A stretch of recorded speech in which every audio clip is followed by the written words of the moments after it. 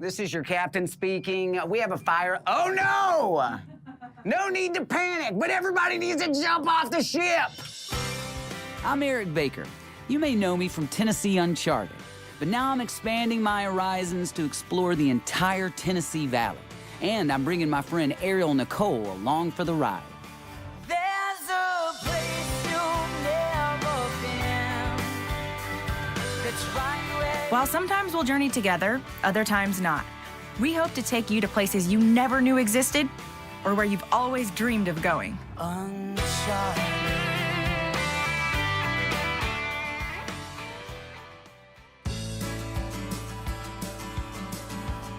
Usually on Tennessee Valley Uncharted, we're telling you to get outside and explore. Today, though, it's all about learning. So get out your pencils and paper.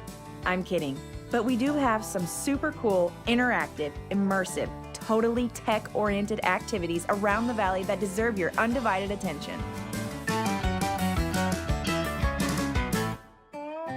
Located at the confluence of the Ohio and Tennessee rivers, Paducah, Kentucky is a town of rich river heritage and therefore a natural home to Siemens Church Institute. In addition to interfaith pastoral care, their Center for Maritime Education provides high-tech teaching to mariners who navigate the waterways of the Tennessee Valley and beyond. Safe transport on the Tennessee River is a major economic issue as the river serves as a link to so many geographic areas. While not open to the general public, they were kind enough to let Erick and I in to show the public how invested they are in keeping our rivers safe. This is a maritime training facility. We train professional mariners, primarily captains and pilots, on the inland waterway system, basically the western rivers, the Mississippi River and its tributaries. One of our pilot houses. This is a mock-up of a modern river towboat. Wow. This simulation is simulating the Ohio River at Pittsburgh, Pennsylvania. You're looking up at downtown Pittsburgh. Super cool. Yeah. This is ultra-modern technology. So this is like NASA for... Towboats. Yeah. That's awesome. Yeah. Nice. Any chance we can do a mock simulation? Oh, sure. Yeah, sure. Yes. Yeah. And they... How many of these institutes are there? Like how rare is where we're standing right Siemens Church has two, the Okay. Paducah facility and a sister facility in Houston, Texas. So we focus more on the upriver navigation. In Houston, they do a lot of the intercoastal canal and some of the coastal operations down there. Our facilities are the only facilities in the world that have 4 fully interactive pilot houses where the vessels can meet each other, overtake, get into all these different navigation scenarios, just like out in the real world. This is pretty amazing. Tell us a little bit about Siemens Church Institute. Okay, Siemens Church Institute has been around since the 1800s. It started in New York City, and they recognized that there were a lot of foreign seamen coming into the port of New York who, when they got into New York, they had no place to go when their ship was unloading cargo. And Siemens Church put a barge in New York Harbor with a chapel on it and started ministering to these seamen as they came into the port of New York. Prior to World War I, the government approached them about training mariners. That's how Siemens Church got into the maritime training business. So then your core mission is education, hoping to make the river safer? Yeah, or? safer and more professional, yeah. Okay. But safety is a huge part of it because it's a risky business with wind and weather and currents and the amount of tonnage that we move.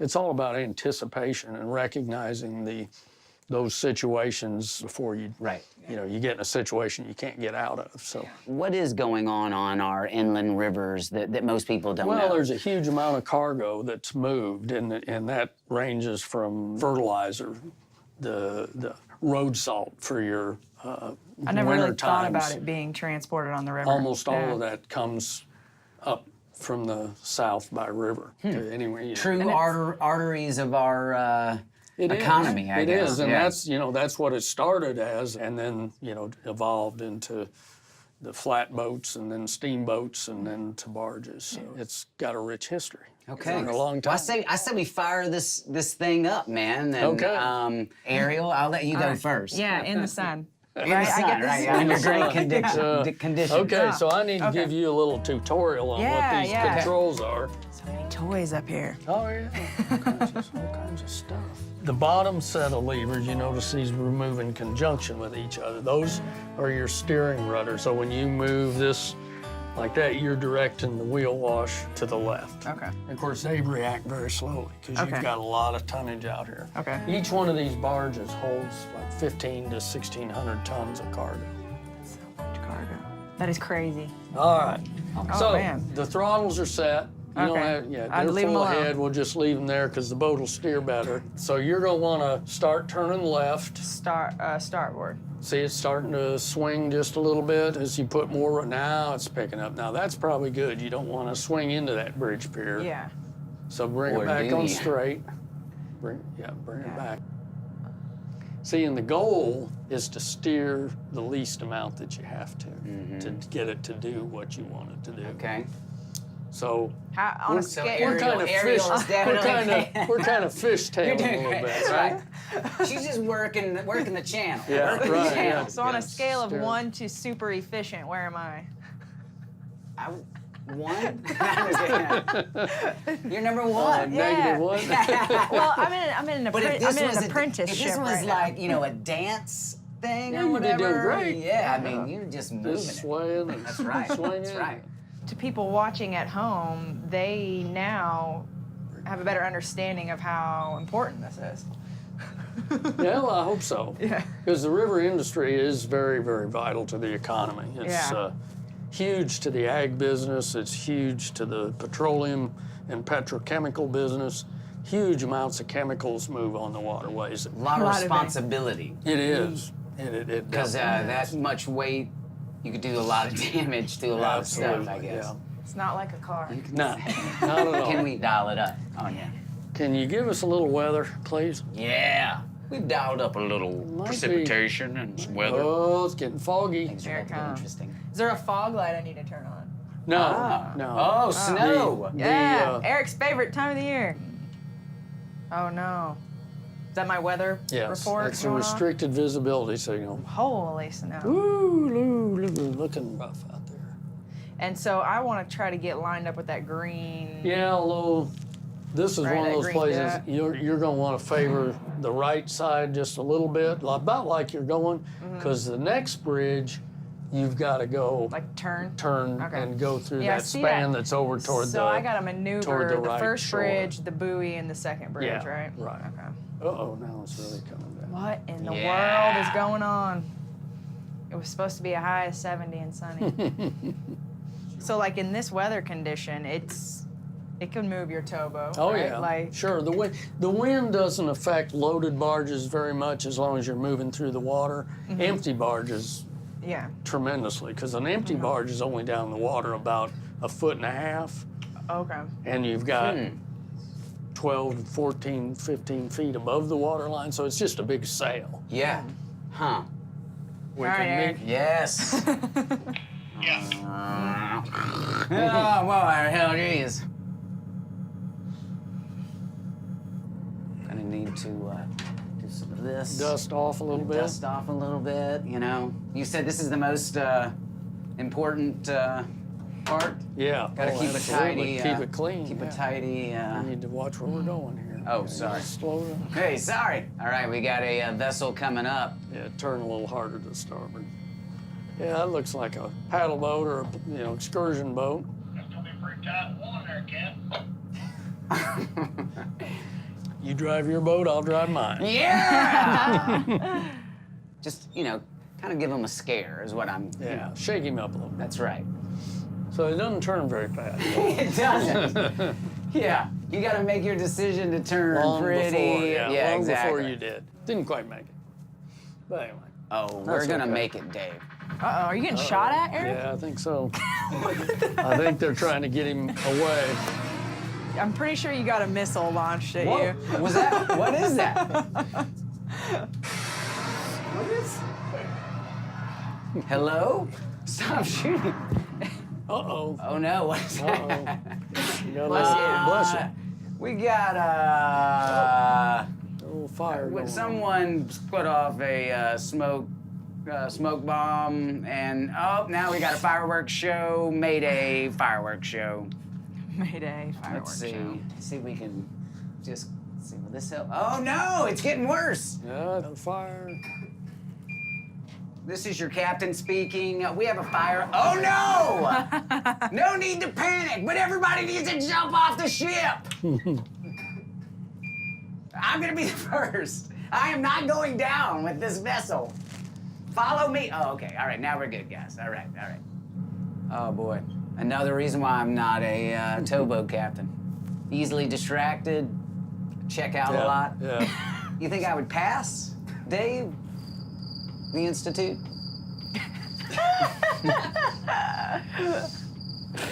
It's okay. I have the right to remain You silent. do. Man, I can look at this. I can talk to two people at the same time. Yeah, I don't know. I'm driving a barge. It's pretty cool. Yeah, passing the stadium right now. Yeah, it's crazy. It's crazy. Okay, all right. I'll talk to you later.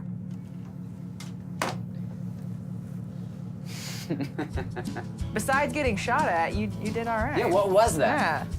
That's just a simulated gun.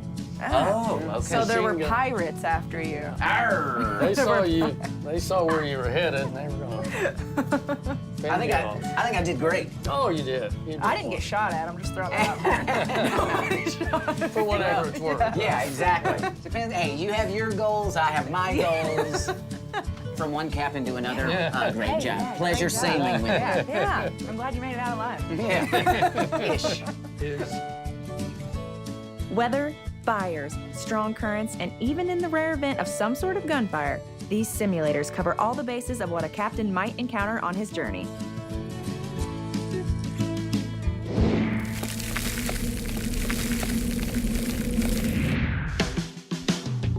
And now for yet another water-based, state-of-the-art technology. Using 2D and 3D imaging, Sidescan Sonar uses light in the form of a pulsed laser to measure ranges. These light pulses, combined with other data recorded by the airborne system, generate precise, three-dimensional information about the targeted area. TVA has invested in the technology to inspect their dams. And what is technology if it doesn't do things better and hopefully cheaper? The device, descended on a cord from a small boat, can take 2D and 3D images of the dams to find any problems that may need fixing. Here at Melton Hill Dam in Oak Ridge, Tennessee, what would typically take divers a week to inspect is now being done in one day. All right, Scott, so you have me out here on this boat today. I'm seeing all this fancy, cool equipment in front of me. What are you taking me to do today? What's going on? Well, this boat and all this equipment that's on it is really built and constructed to go out and do side-scan sonar at our dams. Okay, And why is that important? And that's important because we want to see what's under the water on the upstream side as well as the downstream side of each dam. And, you know, we have a good inspection program. We look at the upstream pretty carefully, but, you know, in the past we didn't have a really good way of doing below the water level. So, so this tool allows us to get a really good visual, and we have computer programs that put all the information that we collect together. It almost looks like a photograph when you're looking underneath the water, almost like there's no water. Yeah. And if we do see a problem, a lot of times we'll send our remote operated vehicle, we call it ROV. We can send that down to go look at it closer, or we might send this device, there's a tripod we can set it on and really drop it in the water and get a really better scan of that area and really research it in detail to figure out what's going on. And so, is it an issue of like too much sedimentation, like building up down there? It or can like be what? at times. Yeah. A lot of times you can get a lot of trash in the trash racks, which could impede the performance of the generation of the unit, and so we'd have to bring in cranes and clam buckets to pull the that trash out. So I get the vibe that prevention is like really key here, Yeah, and that's kind of what's exactly. going on. And you have like some of the top of the line technology, right? As far as like sonar technology goes, for you to check everything out. Yes, we do. So what we recently purchased is a high resolution photography camera that really takes detailed, from far away, we can take detailed pictures of all our dams and piece it together. Technology has come a long way. Yeah, it has. Yeah, it's amazing. So it's amazing where it can go, too. I mean, this is probably just the start of it. Yeah. You know, we can't imagine what's going to be out there next. But I never really thought about, like, how do you guys, like, check the dam, and why do you check it, and what do you check it for? But when you were mentioning about, like, you know, just like the trashway and water going through there, and you want to keep that clear because you want more water to go through, generate more power, it's more efficient, and all that stuff's really important. We often say, you can't generate power if you don't have a dam. Yeah. So if the dam's gone, it's important that we also have a dam safety program to ensure the rest of it's still going to stay there. Well, I'm so thankful that you let me come out here today. I think this stuff's really interesting. I love learning new things, so I really appreciate it. Thank you for having me. All right, well, sure, no problem. Yeah, I'll come back anytime. And then we'll go mountain biking. All right, that sounds good. Yeah, thanks. Right. Yeah, no problem. Thanks for coming. Now let's see this technology in action. So you got me out here on this boat. I'm not sure what I'm doing. So walk me through what's going on here, because I'm interested in what's going on your screen here. Of course, today what we're doing is basically our standard upstream face as well as trash rack inspection. So we're going to be looking at the upstream face of this concrete dam here at Melton Hill. We're going to be looking for any areas where we may have some concrete that may have spalled off. Okay. And we're going to be looking at the sediment load on the upstream face of the dam so that we can kind of see if there's been any sediment that's been pushed up towards the dam itself. Why is that important? Is it bad if a lot of sediment gets pushed up there, or? It's not necessarily bad. It's just good to keep an eye on. It's one of the load cases on basically all the forces that are affecting the dam. You're not just holding back water at that point. It's water and some soil with it. So it just kind of changes the calculations when you're looking at the load cases on the dam itself. Okay. One of the other things we're going to be looking at is the trash racks for the intakes for the generating units. Those are basically just a wire or a metal mesh of bars that are vertical and horizontal in a cross pattern. And they keep any kind of floating debris, whether it's logs or that sort of thing, from going into the unit itself and damaging it. Gotcha. So it's kind of that first barrier to keep anything from coming in so that you just have water going through the units. So being in a marine environment, we're going to be looking for any kind of missing or broken bars or any areas where we may have vegetation or trees or any other type of debris that are blocking those. You really want to keep as much open space going into that unit as possible, because the more flow, the more energy you're going to produce. Okay. So if something is, I guess, bad or incorrect, how does it appear on the screen? Like, how would I know what to be looking for? Well, as soon as we get a little bit farther up here, we'll actually be able to see into the units. Okay. So in the case of these trash racks, you'll be able to see these horizontal lines going across the screen. Okay. And as long as those are in nice, even spaces, that's one way that we can tell that everything's there. That's where it needs to be. All right. And as long as we can see back into the unit, that also tells us that there's nothing in the way or blocking that, so that there's not any debris on the face. So this is where we can see each of these units here at Melton Hill have 3 slots. Yes. And this is actually the curvature of the back side or the downstream side of the unit. And this is actually the center area of where the turbine itself is rotating. Okay.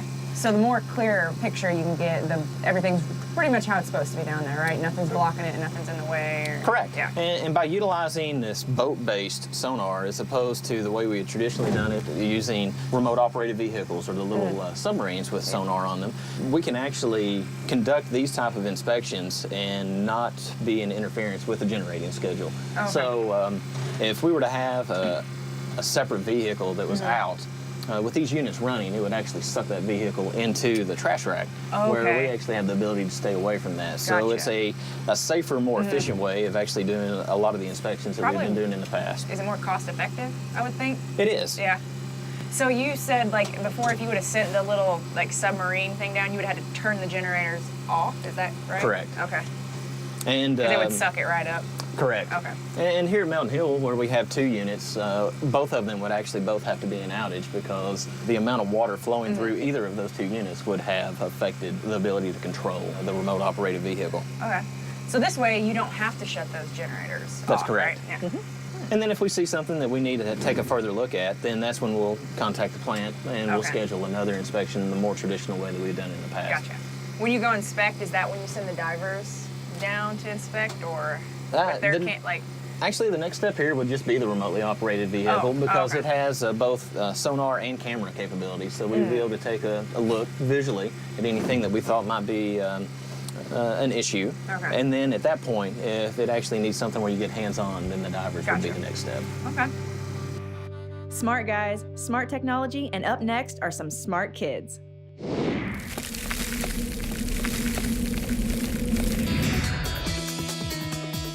Ladies and gentlemen, welcome to the first LEGO League Hydrodynamics Challenge in Blairsville, Georgia.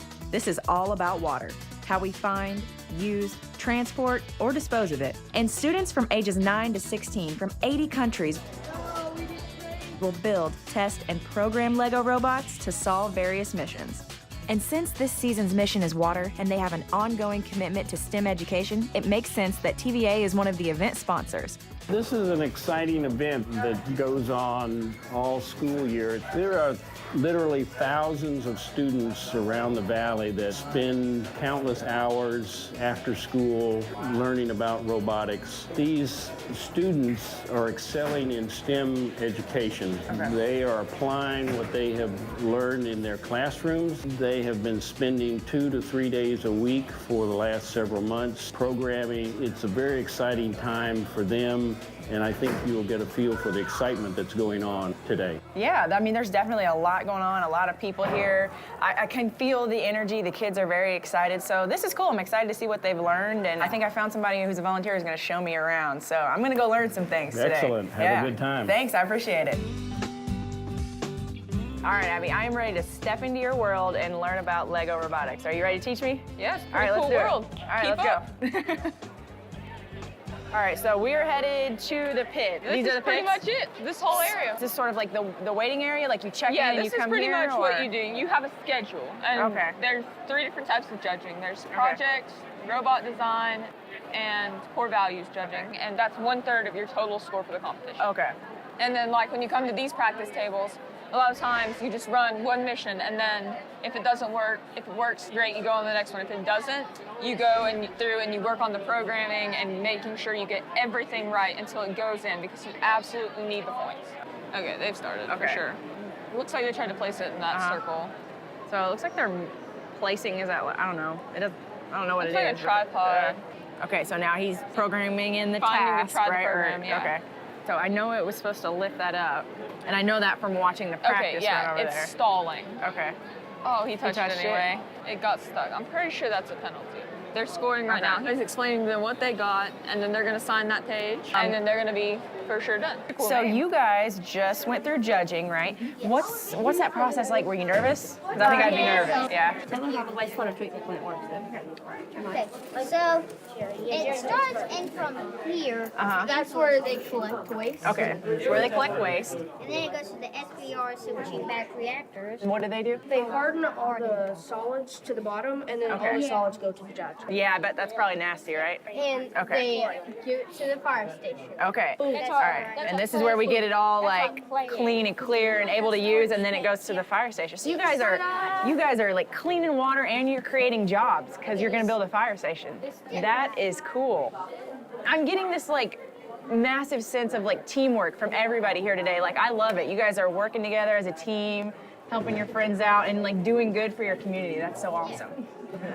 You're welcome. Thank you for letting me talk to you. Great job, guys.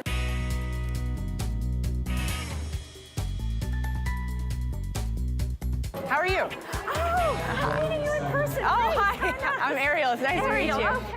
Abby showed me around. This has just been like super fascinating to me. And I heard that you are the brains behind this operation. So what is your role? Volunteer Just coordinator. volunteer coordinator. Okay, which is an important role. I am thrilled because, I mean, they are learning so much and they are enjoying learning. They, you know, they get this challenge and they have to figure out how do I make a robot that can grab that or push that. And then once they get it built, they got to figure out how to program it. Because this is like beginning of introducing them to engineering, right? My first FLL team has now graduated from Penn with computer science major, master of computer science in mechatronics. So you've really seen like what these kids can do, like what this can do for kids. Yeah, one of the things that they're also trying to learn is when you compete, you want to compete against other teams when you're both at your best. Yeah, absolutely. So if you win the round just because your opponent's battery died, well, that's, you know, you can't go, whoo, we're awesome. So when they, you know, have their engineering degrees and they go to a meeting, they're nice to each other. Yes, that's right. Professional, respectful, kind. You guys mind telling us about your project? Robo doctor's Stay rule. calm, work Go- hard, be nice. That's our motto. That's your motto? Stay calm, work hard, be nice? I like that. Those are good qualities to have. Your goal is like you want to save water and save plants. Okay, that's a great goal. I like that. So did you guys come up with this idea as a team? Yeah? That's awesome. So how many competitions a year do you guys do? This is your first time. Oh, first time ever? Yeah. Wow, are you guys nervous? Yeah. Yeah? Well, definitely don't be. It's not as bad as you think. Can I try out for your team? No? It's a pretty exclusive club, isn't it? Yeah. You guys are smart. I like this. You guys did a really, really good job. So should we do like a team chant, like stay calm, work hard, be nice on 3? Yeah? Okay, all right, hands in. All right, 1, 2, 3. Stay calm, work hard, be nice. Good job, guys. Nice job. All right, first, what we are going to give out trophies for.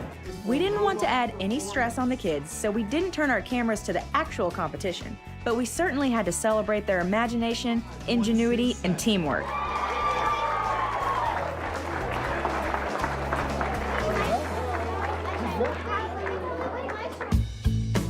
You know what we love about doing this show? How much we learn at every turn. Whether it's acquiring a new skill, gaining insight into familiar territory, or simply meeting truly inspiring people. It's all these things that make the Tennessee Valley so alluring. No pen and paper required, just an adventurous spirit, so many roads untraveled, so many ways to get smart.